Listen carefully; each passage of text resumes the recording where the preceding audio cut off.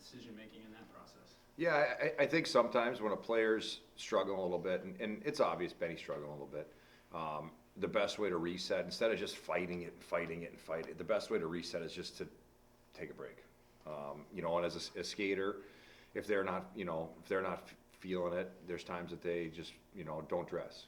For Benny, I think, he's played every game this year. I think it was good for him. And conversely, with Charlie, he's been an unbelievable teammate. He's the first guy to cheer for Benny every night. He comes to practice. He works hard.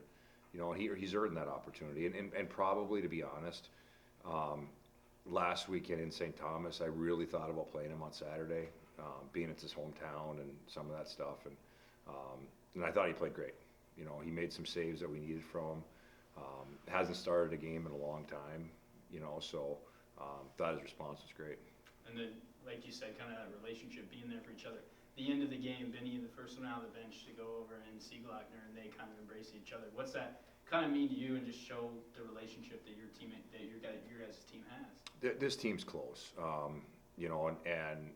especially that position can sometimes be funny because you're competing directly with that person for ice, but you don't battle with them like you would any other position. They have their own nets, and so sometimes it can drive a rift between guys. And what you got to remember is Charlie was the starter to start the year last year, and he kind of went through what Benny went through, and all of a sudden Benny got a chance to play, and Benny took off and ran with it. So Charlie's played some good hockey. He's won a playoff series. He's a very capable goalie.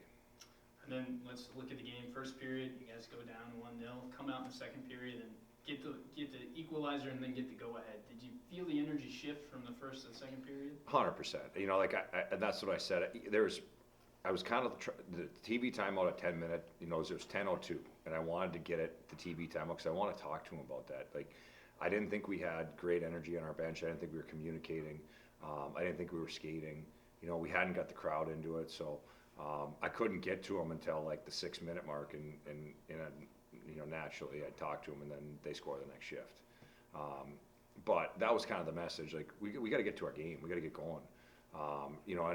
And probably didn't love the third, but sometimes you got to gut it out, and find a way to get a win. Now, probably got to spend a little more time on our power play. We changed our systems this week, so we spent a lot of time 5-on-5.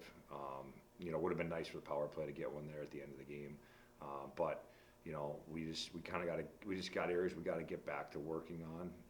But it's sure nicer to come to the rink on Monday after 2 wins. You can take a little air out of the balloon. And then last one from you, Coach. A physical game tonight. I mean, rough around all edges of the game. Is that a conversation you have during timeouts or media timeouts of, hey, it's going to be rough and we've got to hold our ground? Yeah, something we talked about all week. Just the way they play, and they play hard, and they got some guys that are pretty strong, and they kind of hang on you a little bit. But the big thing is it's just whistle to whistle. We have to. You can't let that bleed into post play, because then all of a sudden people are going to the box. So I thought we did a good job of that. I thought both teams played hard. Both teams were physical. That was a good hockey game.